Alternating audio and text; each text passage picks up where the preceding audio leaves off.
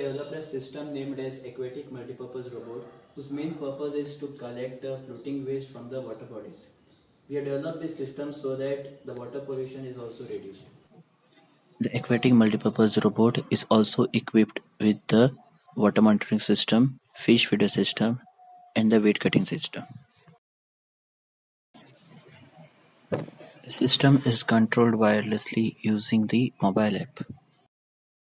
The collection of waste is done using the conveyor belt mechanism.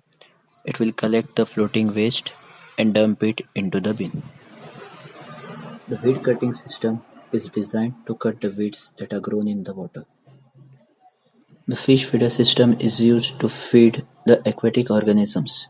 The fish food is placed in the wide area at the top of the funnel.